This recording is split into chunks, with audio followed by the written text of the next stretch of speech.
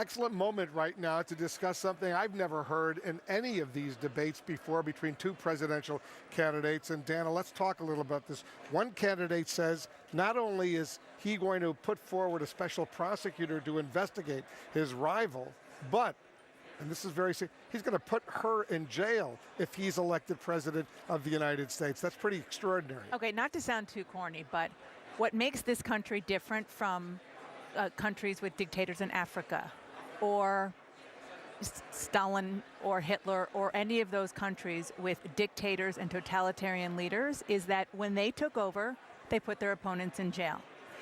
To hear one presidential candidate say, even if it was a flip comment, which it was, you're going to be in jail, to another presidential candidate on the debate stage in the United States of America, stunning, just stunning.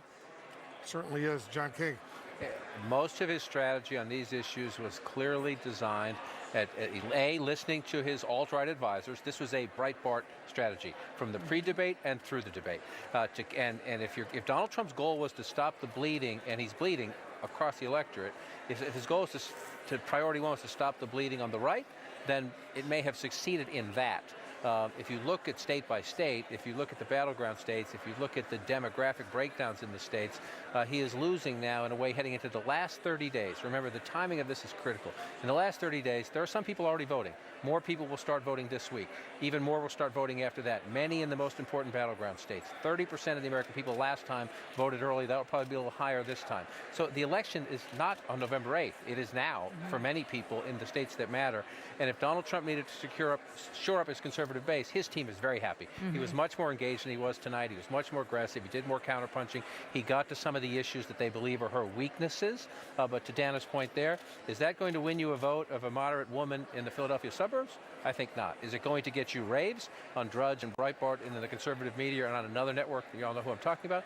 Most likely. But at least he stopped the bleeding among his own base. Yeah, the question, yes, I think that is a fair assessment that you can see in the mood, and even the Republicans who don't like Trump, they think this is the worst possible outcome because they thought if he tanked tonight, there would be pressure to get him out of the race. Exactly. And now they're saying that he did well enough to stay in. They don't think he can win, and they think he hurts other, Senate and House candidates, but they think he did well enough to sustain himself without a doubt. And they know that's what they think inside Team Trump, without a doubt. They think they had a very strong night.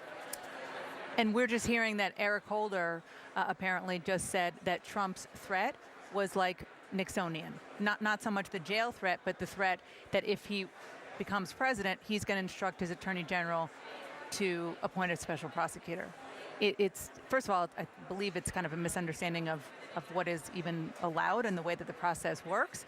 But even so, putting that aside, just the threat is something that is going to, this is something that is going to have ripple effects in the days to come. I also think another giant question tonight, again, people view these things through their partisan prism, but we know that Hillary Clinton has Barack Obama, Michelle Obama, Bernie Sanders, Elizabeth Warren, Joe Biden, Bill Clinton.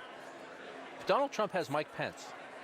There are no other senior Republicans out there, and he threw Mike Pence under the bus tonight. He threw his running mate under the bus tonight, who has stood by him. Mike Pence did not defend Donald Trump on the specifics in the vice presidential debate. I was told that got under Donald Trump's skin a little bit. But Mike Pence did stand by him this weekend. Mike Pence, a Christian conservative whose wife, I'm told, was horrified when she heard that tape and who talked to her husband about it. Mike Pence did stand by Donald Trump, even though he said the language was offensive. Dysfunction in the campaign in the last 30 days is dangerous. He just did